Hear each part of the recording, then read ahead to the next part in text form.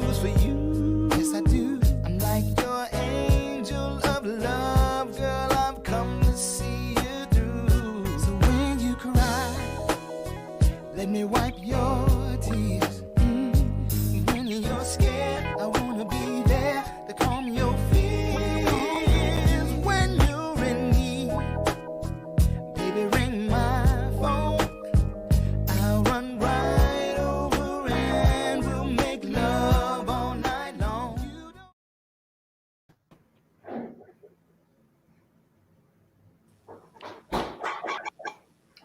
Okay. And action. I'm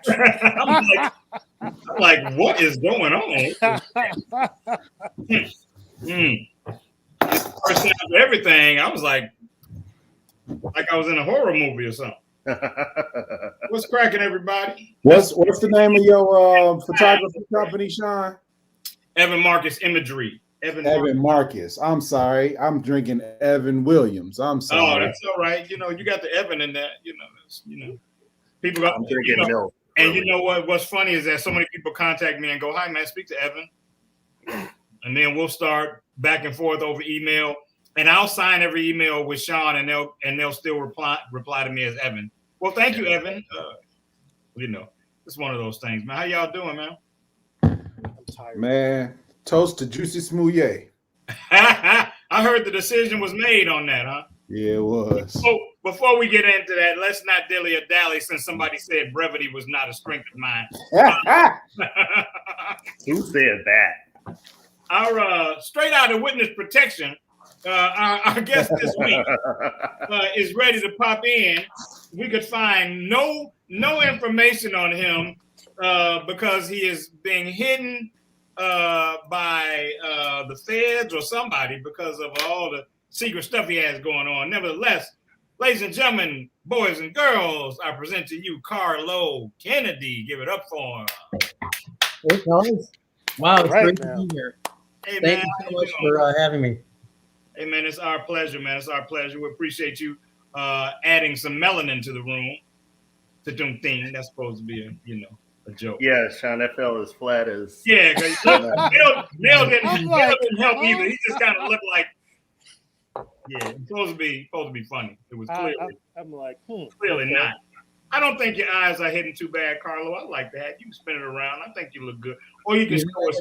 Can I pull this off? Mm-hmm. Can I pull off the Kevin James thing here? I think you can. You're better looking at him anyway. It's crooked. He's crooked. Hey, man, check this out. Why don't you give us about 45 seconds, man? Tell us a little bit about yourself. Tell us how you came to be in the cave with the fellas, and go. All right. Well, I am Carlo Kennedy, and as a lot of you know, that is a pseudonym. It's a name I use to publish books. I've written a couple of books for 220, which is Glenn's company, and Glenn and I have known each other, I want to say, since 1999. My condolences. So, yeah, back when I was like 17. Yes. 22 years. 37. And I have been watching The Cave for quite a while. I love you guys, and I am just a guy who sees the world through rose-colored glasses. So here they are, the rose-colored glasses. And I am what you would call a hopeful romantic. Not hopeless, but hopeful. All right. And I'm just glad to be here. Love you guys, and thanks for inviting me on the show. Hey, man, I intend to be hopeful, but most days I'm hopeless. I do have a question for you. Who stole the S off the end of your first name? Well, with the S, it's Hispanic. I'm Italian, so the Carlo is the Italian version. Yeah. Italian and Irish. So Carlo is Italian, Kennedy's Irish. Yeah, because I was trying to work that Kennedy in with the Carlo. I was like, okay, I'm a half and half. Yeah, we all have something, man. That's once we embrace that, we'll all get along a whole lot better when we realize there's some halves and thirds and fourths and all of that. Real quick, do you have a website or anything where anybody can reach anything that you're doing currently? Yeah, it's just Carlo. I know you got a project coming out because I'm on it with you, but something else. Yeah, right. That's right. We got that book coming out, and carlokennedy.com is my website. I wrote the time signature novels, and those are there. Good stuff, man. Good stuff. Well, I speak for the other fellas in the cave, man. We're so glad to have you. Glad to actually meet you, man. And I'm glad that you've been hanging out with us and enjoying us up until the time that you got to come in here and be with us. Big Mel, what you drinking? I am drinking Evan Williams Single Barrel Vintage Kentucky Straight Bourbon. Okay. Yeah. Okay. Looks like you're enjoying it too. It's a 2012 bottle. That pretty blue wall behind you. Yeah, man. Yeah, J5 is coming though, so it's gonna be red in a minute. But that's a whole different story. What you drinking, Carlo? I saw you sipping on something, didn't I? Yeah. I'm a red wine guy. This is a Primitivo. Glenn, does that make you warm or moist in areas that we can't discuss? Oh, there we go. The hotator comes out. Everybody, what do you get when you cross the host with a dictator? You get a hotator. That's what Sean is. I'm really struggling with that, Carlo. I'm struggling with that. I'm gonna have to spend the night with this hotator thing and see if I can let that. Okay, I can call you. Y'all tell me, should I put up with that? The hotator thing. A host-tater. How's that? A host. That's better. Host-tater. I kind of like hotator was like quicker to the point though. I feel like I'm a whining ass potato when you say hotator. Robert Hazard, lover of life. How you doing, brother? I am awesome. How about you, my man? I'm doing good, man. I love that picture you posted, man, with the microphone. And I started to mess with you and say, is that loud ass microphone you use on the show? What you drinking, man? I am drinking Klein wine, which is a Syrah. Klein wine. Yeah. And of course, I'm drinking my trusty bourbon and ginger beer. Got a little Maker's Mark and ginger beer going. Robert, I appreciate the love you gave me on the pictures that I took of Chicago's own. Let me shout her out. Chicago's own Simone Green, one of the greatest talents in Chicago, thought it not robbery to have me take the pictures for her upcoming EP. And so we had a ball hanging out at my little home studio and making some great images. So shout out to Simone Green. You've been on a roll, Sean. You've taken some really great pictures. You had a couple of pictures the last few weeks that you posted of your, I don't know if they were your friends, but very beautiful pictures to women. Yeah. I appreciate that, man. I'm fortunate enough that a lot of the people that I shoot are people I know personally. You're probably talking about Lori O'Brien, who's a good friend of mine, and we took the pictures for her. She got a podcast coming out, and she needed some branding images, and she did really well for a first timer. So anyway, man, let's get right into it, man. First thing I wanted to talk about was the firing of Chris Cuomo, man. I wanted to talk to you guys a little bit about that. I know it on a surface level. Everything that I've read has been very surface. They're not really. I don't know that I've seen anything that said he did specifically this or that, but I do know that supposedly he helped his brother. He seemed to feel like he was just being a good brother, and that nothing he did was unethical or compromise the integrity of the way he does his job or what. But if any of you guys have any more detail about it, I'd be interested in it. I was a fan of Cuomo on CNN, so I used to wait. He and you're muted, Mel. What were you going to say? I think he was a good reporter. Yeah, man, I dug him, man. I used to love the handoff between him and Don Lemon,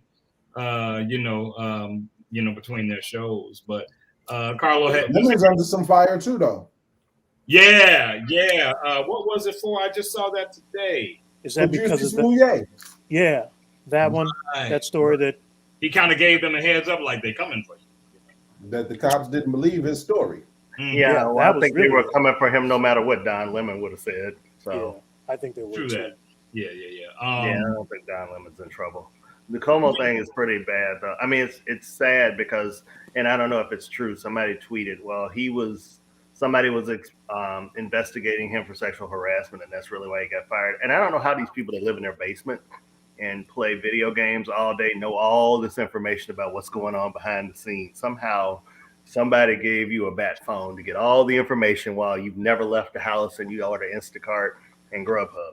But you know exactly what's going on in the world of high corporate investigations. It amazes me the knowledge that runs through Twitter. Clearly, that's where all the information is in the basement. You know, that's Yeah. be where it all is, man. So, but I mean, like Mel said, he's a great reporter, man. He'll land on his feet, I'm hoping. Oh yeah.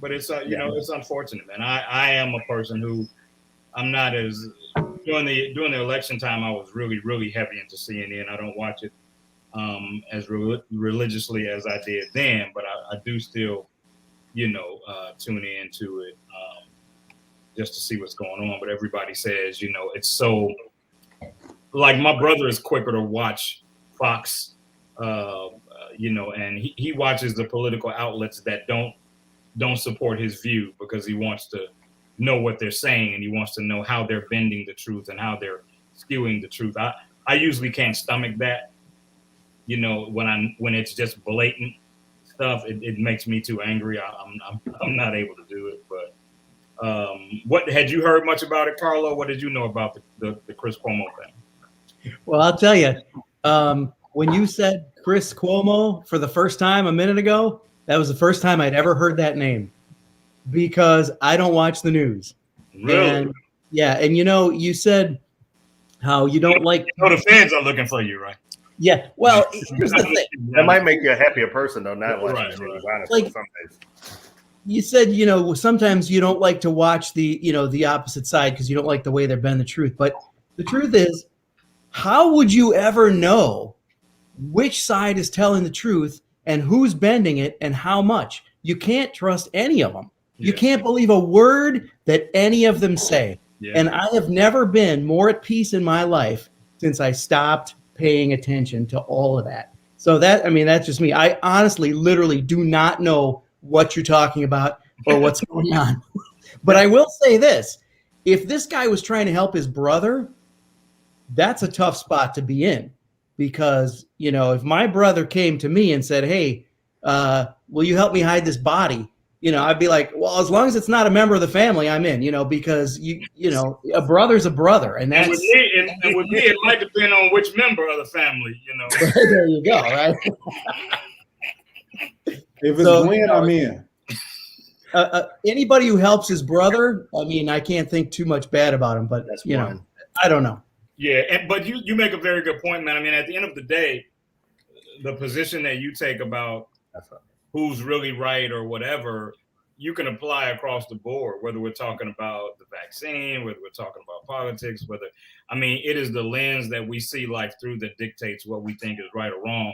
And I always try to tell people, for everybody who thinks that the people on this side of the vaccine argument are idiots, remember they're on that side looking at you thinking you're an idiot. So, yeah, you know, that's right. It's all kind of, you know, what it is. And, you know, it is a passionate thing. Most of them are so emotionally charged that they can skew your ability to look at it objectively. Because at the end of the day, I mean, I respect people's rights to see and think what they want. Now, as a person of color, the only time I have an issue with your perspective is if I think that it feeds the compromisation of the quality of life I have.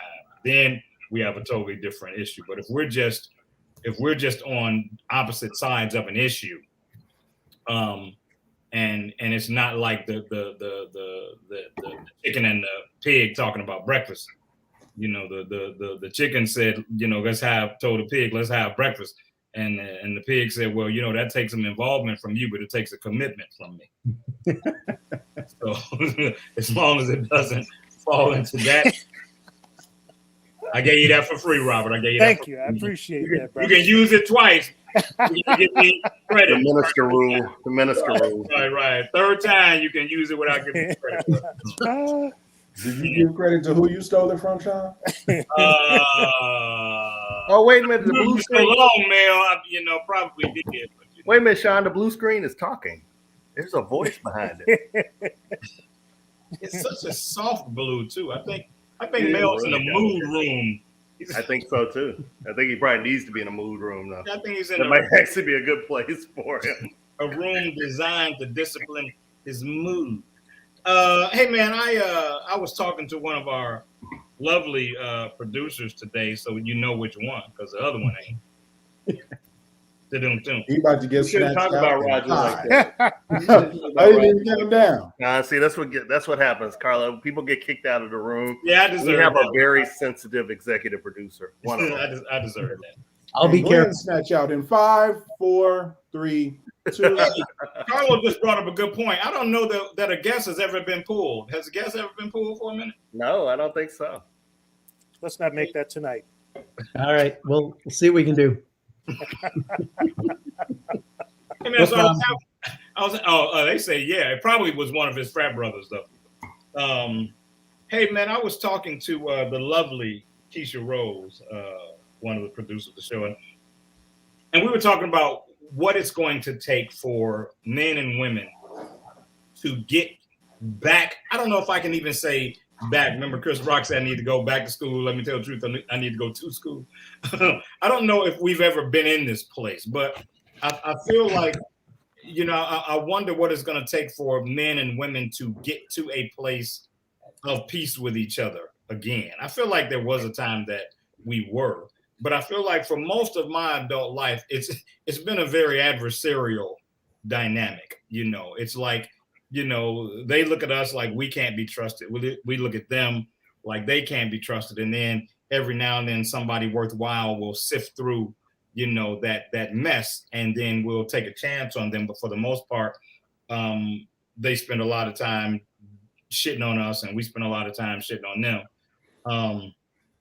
And I wonder what it's going to take to get us to a better place. And when I say a better place, I mean that we're comfortable with vulnerability with each other, that we're comfortable with our level of trust with each other, that we aren't so triggered by things that are reminiscent of what we've seen before, that we don't take that ball and run with it. Like Mel may date a new lady, and she may do something that is reminiscent of something that happened in his last failed dating attempt, and it might make him go, oh, I'm not doing this shit again. You know what I'm saying? When in actuality, maybe it looks like that, but it's not that. And we're so quick to pull the trigger that we don't want to give it a chance, and I've been guilty of that. I've definitely been guilty of that, seeing something going, hey, I've seen this movie. I'm not doing this again. So I wonder what it's going to take. Robert, I'm going to ask you first because I don't think you're paying me any attention. I want to know what you think it's going to take for us to get back to that place. Cheryl, I hope I'm saying that right. Cheryl, I agree with you, but I wish it was that simple. Theory is great, but there's got to be some action items that we take. Robert, what do you think, man, is going to get us back to a good place, or to a good place, if that's what you believe? You may have never felt like we've been in that place, I was thinking about that as I wrote that down, your question.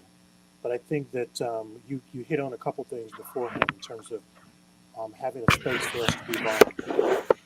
I think for me, the woman provides a space of vulnerability for me and makes it safe for me. I think we can get there. But I think it's important to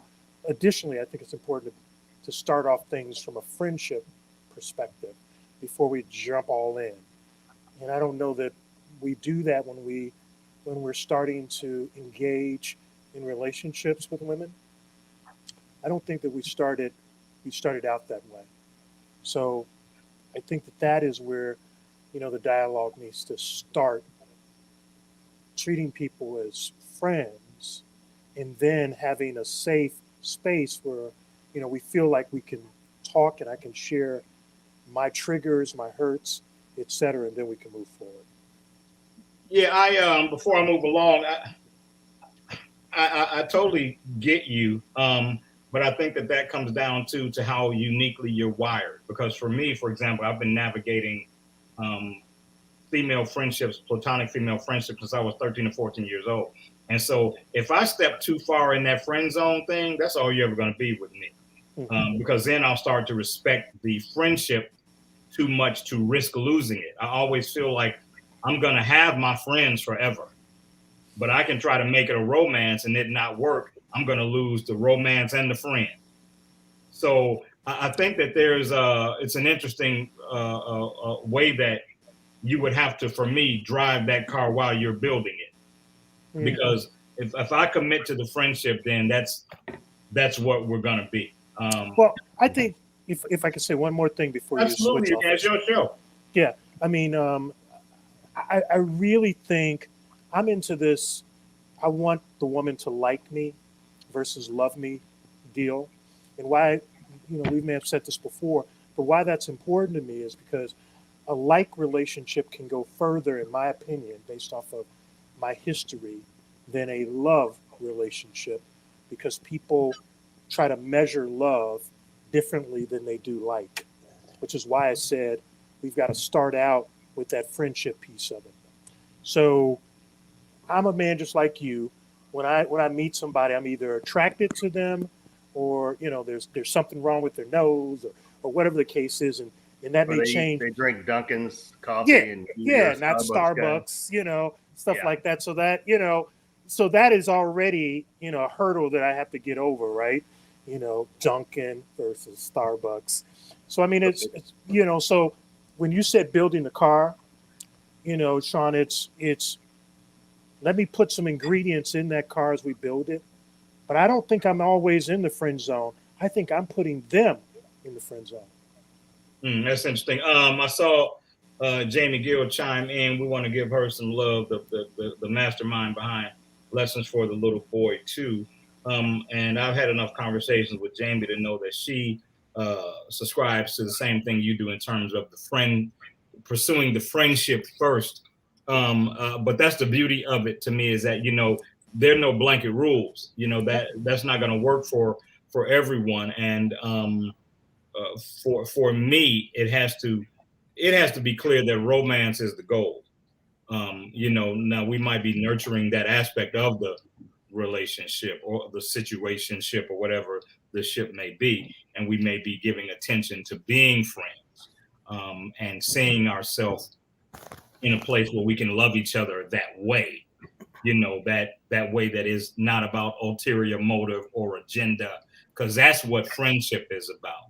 A lot of times our love, that conditional love we give from a romantic standpoint can be about agenda and ulterior motive. Even if it's not malicious, we don't necessarily see it that way. But the truth is, we're loving you a certain way because we have a certain goal in mind, and friendship doesn't require that. Friendship is I'm willing to love you with whatever you come with. But Glenn, let me hear from you on that, please, sir. Nickname giver. I think I need the friendship. I need partnership. There's different things as I've aged that I need from a relationship. Mm-hmm. And infatuation and thinking somebody's hot was just kind of a immediate reaction to somebody, but it really needs to go deeper than that. Mm-hmm. I need you to be a friend, but I need you to be a partner too, and understand kind of where I'm going, and at least be near that same track. You don't need to do exactly what I do, but you need to understand what I'm doing and why I'm doing it. So I think that's where communication, conversation comes in. I think not rushing to something is an important thing too. Mm-hmm. And I think I said this last time, some of the best relationships I've had have been people where I wasn't attracted to like that the first time. They may have been beautiful. Well, yeah, they all are, because I don't date ugly women, but they may have been beautiful. But I'm just joking. There are no ugly women, just women that aren't as attractive to me as other ones. Just stop. I mean, I know I just kind of buried myself on that one. Yeah. No, seriously. There needs to be a connection that's deeper than just on the surface. So let me ask you this then. Based on what you just said earlier, have you ever ended up, you said there's been some people that that wasn't necessarily your goal. Has there ever been someone that you considered a friend, a solid friendship, significant friendship, and then you decided, or she decided, or you both decided that friendship wasn't enough and you wanted to be more than that? Yeah, I totally screwed that up. I'm just gonna own that one. Well, I appreciate you owning it. Yeah, just make sometimes friendship is enough, and sometimes you need to let it be enough. Well, I think that's why you have to be careful with it, and that's You have why to to be me, very careful. once I've invested in the friendship piece, it's got to be a whole lot of conversation before I'll ever, pull it out of that. Now, if there was always a romance hovering over us, that's a different thing, because I think that you can consciously be friends with somebody and know that there's the possibility of something else. And I think for me, whenever I felt that way, there's certain pieces of myself I hold back from that person that I know I wouldn't want the person I was involved with to have those pieces. And I go, I may one day be involved with you. So there's certain conversations I'm not having with you, about previous relationships, about exes, about things like that. I'm not going to pull you into that circle because that could come back to bite me. Whereas if it's a friendship that I'm pretty confident is never going to change, you're gonna get it all. You're gonna have to stay awake at night with some of the stuff I tell you. Yeah, you can fall in love. You should. It would be ideal to fall in love with your best friend, but if they're your best friend first, falling in love with them, the odds are slim. That's my whole point. Yeah. I would love for my romance to produce my best friend. Yeah, that's the way that I would. That's the order it should go in. Absolutely. Yeah. Also, they can't drink like Behringer's White Zinfandel either. I'm like Robert is about Dunkin'. If a woman's drinking Behringer's, that's a deal breaker. I'm sorry, but you are sorry, Glenn, because that's another thing that I think we have that we have to let go is I don't think our mates have to be a match for us. They don't have to be our twin. No. They can't drink. They can't drink. Like Mel often talks about, there being a percentage of the two of them that are kind of alike, and then that remaining percentage exploratory. That's for her to teach him and him to teach her and expose her and she expose him. And if she's drinking Behringer's, there's nothing I'm going to learn from her. Let me just put it that way. Well, maybe you can learn. Maybe she can not be a snob. He can learn to not be a damn snob. Not be a wine snob. Yeah, that's ingrained in me now. It's too late. Mel, come on, tell me what do you think, man? Man, I don't forgot what the hell we talking about. We were talking about getting back to the good place, and what we need originally, what we need to do to get back to the good place between men and women. Trust, vulnerability, all that. I wonder if there ever will be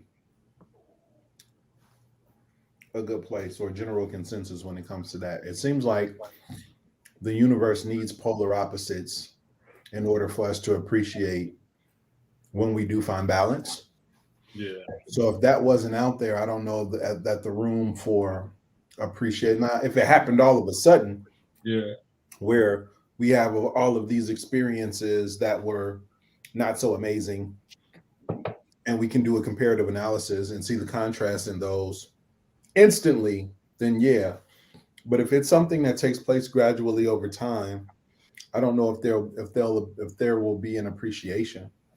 The majority of my exes, I remember this part of the conversation. Majority of my exes, I'm friends with the majority of them, unless they were like cruddy people, And if that's the case, and you watch and you know what you did, But I am of the mindset that when I'm in a relationship, I want to leave the person better than I found them. And not that they were broken or something was wrong with them when I found them. I just pray that our relationship or what they got from me was an enhancement to their lives, so that when it's all said and done, they can walk away and say, well, I learned this lesson.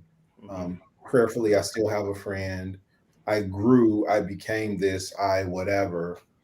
There may be some people that don't think that way. But for the most part, that's my goal. My goal is ultimately to find love, stay together, grow old, and all that other shit. But we'll see.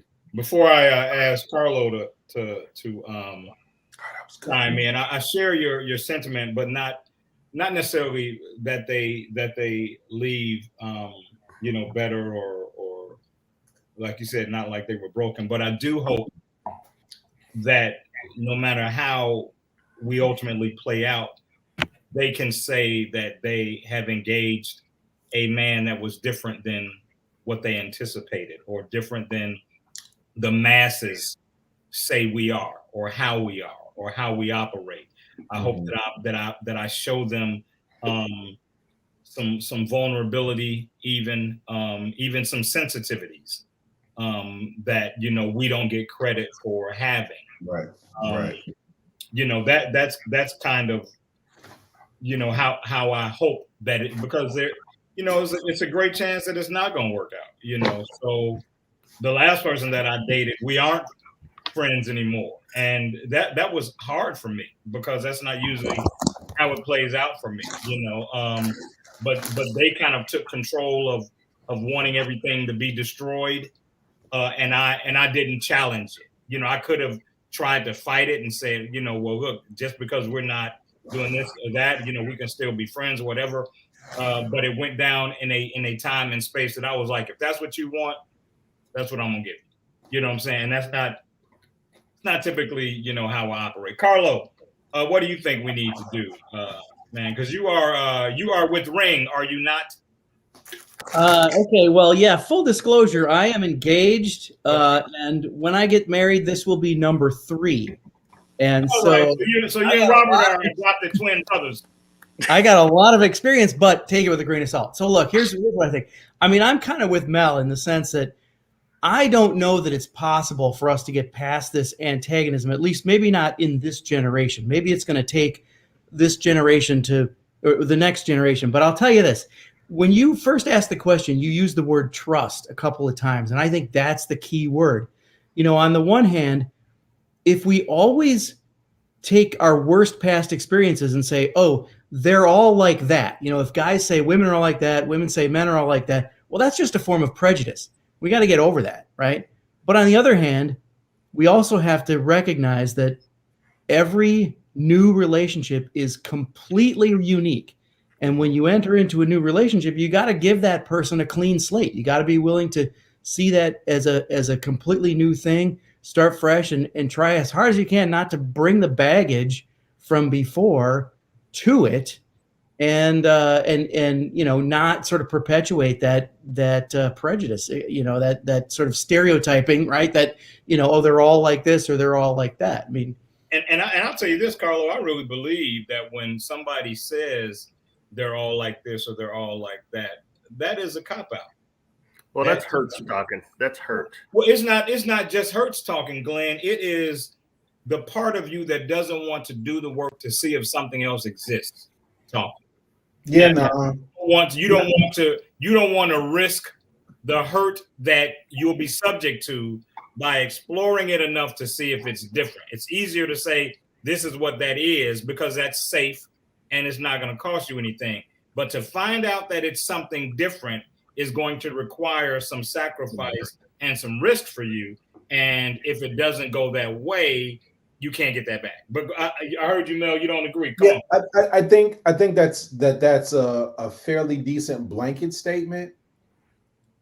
A lot of people speak from experience, and if you have had statistically certain things happen time and time again, it's easy for a person to say that that's the way it is. You know what I mean? And we've had situations. Let's take the relationship aspect of it out. Mm-hmm. We've had situations where, and Carlo, thank you for being here. You are our Proposition 48 for the show today. But we've had situations where we look at things a certain way based off of our history with, let's just say, our experiences with white people or something like that, where we'd be like, man, that's just the way that it is. And it doesn't have to be like that, or it might not be that way in every single case. But our history, our personal experience has shown that when this and this is present, this is what happens. And they might not know that there's some work that needs to happen or that they need to do or whatever. They just know that, man, I've had 5 serious relationships in my life and 5 guys have cheated on me, right? And so their experience is this until they meet a guy that won't do that. And so it's I think sometimes we put these blanket statements out there and say, well, the person's not willing to do the work or whatever. It's hard, bro. Sometimes when you got your ass kicked multiple times and you've never had an experience, or even if you haven't had the experience, had a good example of what's possible. Yeah, there's pain, and there's pain that there's hurt and pain, but when your heart hurts, that's a different level of pain. So let me ask you this. Let me ask you this, Mel, because I mean, we've all lived long enough to have been hurt, and I get everything that you're saying, but there is a place that I feel, especially, we're all educated. Typically, the people that we engage are going to be educated. There is a place where I feel like you have to stop letting your hurt dictate your lens, and let your education play a part in that. Like, for example, I have encountered an abnormal amount of women who are hung up on money, enough that I could very well say, I'm not doing that anymore, because I'm tired of all these women, everything. The only thing that matters to them is money. But my education trumps my emotion. And I have to look at the world and say, you can't tell me that there ain't one woman that is looking for a man and looking for him from the inside out, not the outside in. Assuming that there is a willingness and assuming that there is education. That's why I prefaced that with this. If you're not about to date an uneducated woman, I'm not about to date an uneducated woman. That's not a prejudice thing necessarily, Carlo. It's just a demographic. It's a common demographic. You know what I'm saying? So I expect at some point our life lessons to be eclipsed by what we know to be true. You know what I'm saying? So. And don't get me wrong. I mean, I've let my own hurts dictate me a lot of my behaviors. But at some point, I have to at least stand on what I know to be just flat out right truth, which is that can't be every single woman, even if I keep running across these women. You know what I'm saying? It's going to be more out there. Tammy cute. Her picture just popped across the bottom. No, right? So is Tamiko, but I wasn't gonna say that. Tammy's taken. I just said she was cute. I didn't say I wanted to take her. I was gonna say, you can't tell me there ain't one woman that looked like Tamiko Whitaker. Tamiko Whitaker, we hope you join us again, obviously, because the gentlemen are very excited about you commenting. Tamiko, you do. Yeah. Right, Tamiko in your white blazer, girl. Right. See, I ain't gonna say nothing about that, but I will say this: when you said about an uneducated woman, I don't know that we ask for people's credentials. At least I don't when we meet them. Denise, I think you heard that incorrectly. We weren't talking about uneducated women. We were talking about the fact that this circle of men is more likely to date educated women. And so we can assume that they have a broader perspective when it comes to certain things. We wouldn't be that crass to call out uneducated women. Some people don't have the benefit of being able to get an education, so we would never make that statement. Let's change gears, man, for a quick minute. We're already at 9:39, man, and I had two things I really wanted to talk about, and I'm going to try to get us to talk about one of them.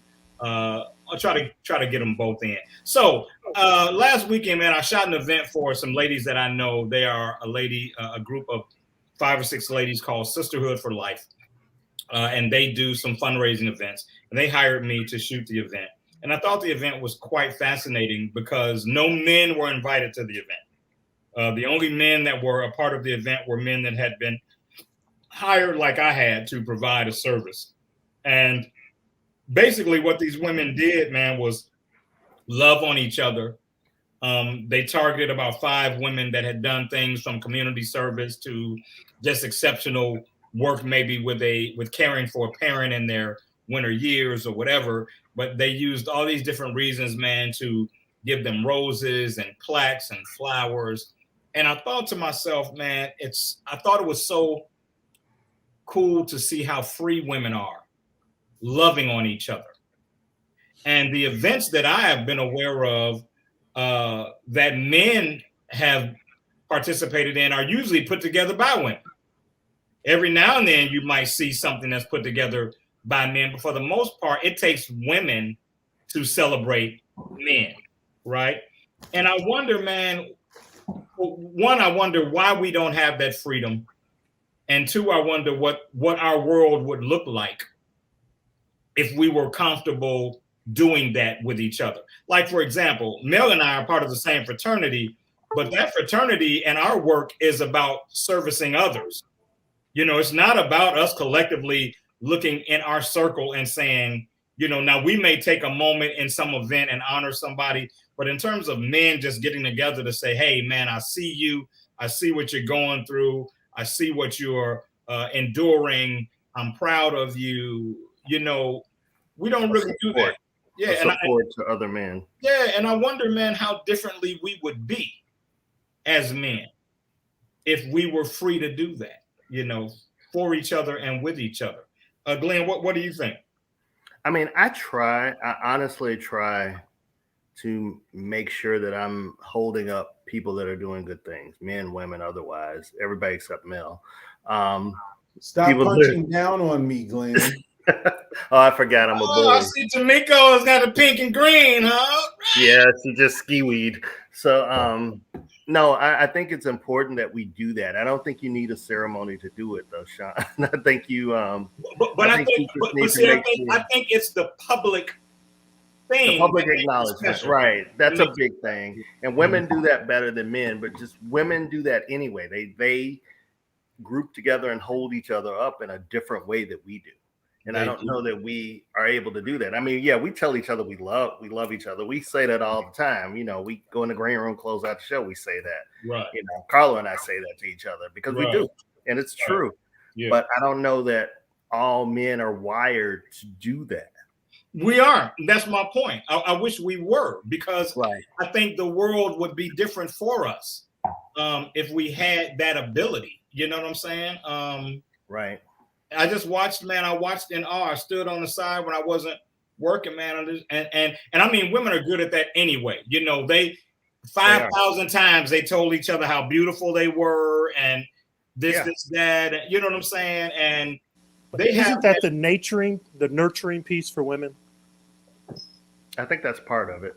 Yeah, you know, it could be, because at the same time, you ask women will tell you there's nobody catty like women.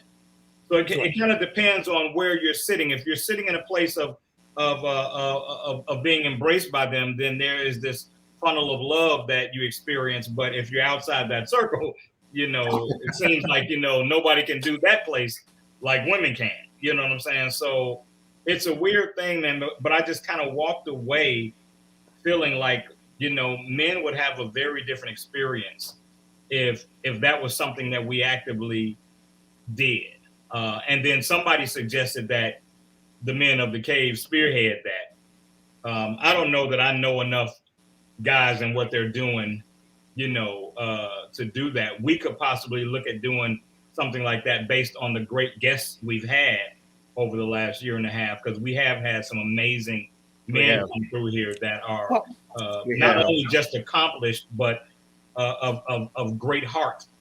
But aren't we doing that? Are we doing that right now? Yeah, we're doing it right now. This whole show is doing that. I think the book, and not to plug Lessons for Little Boy, but I'm plugging Lessons for Little Boy, 220 Publishing, coming in December. All of us are in it. But no, I think we do that in the book as well, because I think that book is a guidepost for men who are even a generation above or below us to really think about their lives. So I really think everybody, and you know, I had the opportunity to read everybody's post. We really poured ourselves into those chapters. Hey man, I almost called Jamie and said, don't put it in there, because you know, it was the people that I realize are going to read it. Yeah. And I wasn't sure that I wanted them to know that I felt that way about certain things. Right. I wrote about having my heart broken. I won't even admit that on this show. And I actually wrote about it in the book, Jamie Gill, only for you. And only because I'm your publisher, which helps a lot. because the book's going to be number one. And that's probably the only reason I did it. And I I won't do wrote it again. about the struggle, man. Part of what I wrote about was the struggle of being a creative, growing up under a big brother who was an academic, and in a generation where my parents could more readily identify with his academic gifts than they could my creative gifts.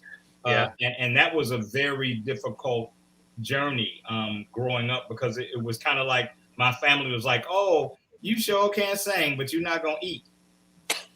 You know? And So Carlo, you actually closed out the book. So Jamie selected your chapter last, which means you are like the anchor, like your prime time on it. What did you write about? What made you write what you wrote? Well, I'm first of all very honored to have that position. Yeah, she chose me first. We won't even talk about that, but that's a whole other subject. Carlo, please. I mean, like you guys, I kind of bared. Is it bared my soul? Bore my soul? I don't know what the past tense is. Bared is good. That works. But yeah, and you talk about heartbreak, and you talk about failure, and all of that, to then be able to talk about, okay, how do you pick yourself up after you fall? How do you go through life with this attitude that failure is not final, and that failure is only failure if it doesn't lead to learning a lesson and all of these things. So I mean, I was at a place in life where it was really raw at that time, actually, when I wrote that, and so it's very real. It's very real. Yeah. Failure is not final. I love it. It can be final. It's final for the frail. It's final for the fragile. Decision you have to make. Yeah. That's it. But that's powerful, man. I can't. Yeah, man. Like I said, I was like, I might have to keep the damn book a secret, because I can't. Some people I can't. You will not keep the book a secret, Sean. We're promoting the book, damn it. That's part of your agreement. You will be promoting that book, Sean. Hey, man, we got about 10 minutes. Mine is about love. And I want to run this by you. I had a conversation with a lady, and she posted something on her stories that basically was her appeal to the ladies to stop with all the filters and stuff. So like, ladies, you're doing too much with the filters. You're putting the filters on dating apps. You're putting the filters on all your social media pictures. And then by the time somebody actually meets you and sees you, you don't look anything like you look on your pictures because of the filters. So ladies, stop, yada, yada, yada. And so I can't remember the details, but we had a couple of exchanges about it. And then we talked about, Brazilian butt lifts, and, the women that only take a picture from up high because it's slimming. And as a photographer, you got to know that is like cursing at me when you ask me to take your picture from up high. I go, no, you do that. Right, Carlo. I said, that's for your phone. That is not for my phone. Exactly. You got to do the duck lips. You got to do the duck lips. And then you just do the Beyonce fan with nothing but. But in our exchange, what she came back and said was, "Hey, Ro, I see you." What she came back and said was, it was the pressure from men that had women using filters and going and getting Brazilian butt lifts and that kind of thing. And I want to know, do you guys agree with that? Do you think that the pressure from men is responsible for that? And before you answer, I'll say this. I'm not saying that there is not pressure, Carlo, right? I'm not at all making that claim. But I'm saying I don't think that men are solely responsible for that pressure. I think that sometimes we are used as a source and a scapegoat so you can pursue the things you want to pursue and not own them. But I'm just not. I'm not buying that it's the pressure of men that has made women fly to the Dominican Republic and get injections in their butt that poisons them and they die from it. You know what I'm saying? Like I'm not believing that. So Carlo, let me hear from you first while we wonder if the Grinch came and got Glenn. Yeah, yeah. Well, at the risk of getting in trouble here, I don't think. Yeah, let me say this. Carlo's fiance. Whatever he says here tonight is not to be taken so personally that he is sleeping on the couch. That's right. She knows where I'm coming from on this. I mean, I don't think it's pressure from men. I think it's the pressure of competition with other women. In other words, and there's a peer pressure that escalates these things. Somebody does it, somebody else has to do it, and the sense of that a woman is competing with her against her sisters for the same small pool of good men or something. I don't know, but I mean, I don't think that's on us. I think that's it's the pressures coming from them, from each other. Do you think that is an easy out for them, though? Do you think to say men pressure us to do that? Do you think that is almost a programmed response that's not even thought about?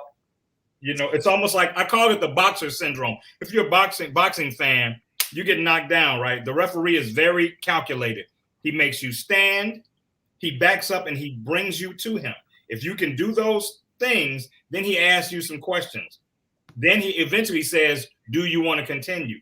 But with all of that, you can be programmed to stand, walk forward, and when he says, do you want to continue? You go, yeah, and you don't even know who the president is. So I think that you can still respond in a way that feels thought out, but it's actually programmed. Yeah, I don't know. I mean, I think that anyone would have to be more than average self-aware in order to be able to take a step back and think about, do I really want to do this? Even if everybody else is doing it, do I really want to do it? Even if everybody else is saying, you need to do this to get this kind of man or whatever, do I really want that kind of man? I mean, I think that's where people fail, men and women, is they don't stop and think, wait a minute, is this really good for me? Mm-hmm. Mm-hmm. No, I 100% agree with you. Mel, what do you think about it, man? So I raised daughters, and I would have to say that overall, I do think that men control a lot of that, and that, when you look at what successful men, or what society deems as successful, and what men are choosing, the overwhelming majority, if you put a model looking chick with perky breasts and a nice butt and all of that other stuff that was glammed up, and you put a young lady that didn't have those things and maybe wasn't far off, but you can choose between those two, a lot of guys are going to choose the first one that I discussed. I was having a conversation with one of my boys that I've had for a long time, and I'm like, bro, your standards of what it is that you're looking for at 46 years old, like, fam, your dating range is 40 to 50, dog. Like, you looking for the girl that got the body that like she just got out of college, and in our age range, some maturity has set in, and she's had some accomplishments and all of these other things, and it might not be, especially if, bro, you have a few years and you got a little gut, like you're not in the gym like you used to be. You know what I mean? So I think that I think that it is in a lot of cases dictated by me, and especially since the pool of us good ones has diminished so much, and since we can choose the more attractive option or whatever, we look for that, bro. And I would venture to say that it is heavy on us. Robert, I see you. Always respect your insight and opinion, Big Mel. I lean more toward Carlo, thinking that it is women competing with the woman that they think men want, and they're not always accurate. So they think that, like you said, the man is going to choose the Instagram model. He's going to choose that, and the reality is, That's not every man's story and not every man's desire, and every man doesn't want the junk that comes with that lady. You know what I'm saying? Hey man, it's 9:55 and the production team is not going to beat my ass. So we're gonna get out of here. Carlo, hey man, you were as awesome as they prepared me for. I cannot wait for you to be back on with us. And I am honored to be on the project with you, brother, and can't wait to read your anchor leg in the book. Robert, Mel, Glenn. Glenn has an announcement. We have an announcement. Yeah, we have an announcement. Yeah, I've been teasing it for a while that we were going on tour, and I want to announce that on the weekend of April 2nd or April 3rd, April 2nd, producers are pitching me. We will be in Norfolk, Virginia with Live from the Cave live there. It's going to be a really nice event. I think we'll actually be joined. Yeah, the three of us will be there. We really don't care about Mel. And Mel's really not going? They don't have my green M&Ms. I want a bowl of all green M&Ms. Anyway. They said I couldn't have them. I want M&Ms with all W's on. Sean. I want nuts. Me and Robert will be in Norfolk, Virginia. Thank you, Benita Johnson, for hooking that up. Our wonderful host of Books and Bottles. And we can't wait to come to Norfolk, and we will come to other cities. If you want to see Live from the Cave live in your city, email info@grosprod.com and let us know, because we will absolutely come. And until next Thursday, and I'm already making an appeal because after next Thursday, we're going on Christmas break. Is that right? So next Thursday, more show. I am asking Mel Robb to close out the show with some poetry. So you got a whole week to decide. He should put you up to that. Dude, I'm a singer. I'm a karaoke invoice. I'm gonna sing my song that Sean I'm not a poetry stole guy. from me. The lead song, the song that we use as the intro song is really mine. Sean is lip syncing. So you're gonna do that. I just want y'all to know that I wrote it. I put it together. What you gonna do when I do it live in Virginia? Yeah. Well, and you used to have dreads, so you were very Milli Vanilli like back then when the song came out. Rod, would you take us out of here, please? Hey man, hey, Carlo, hang around. Next Thursday, it's been Live from the Cave. Love y'all. We'll see you guys.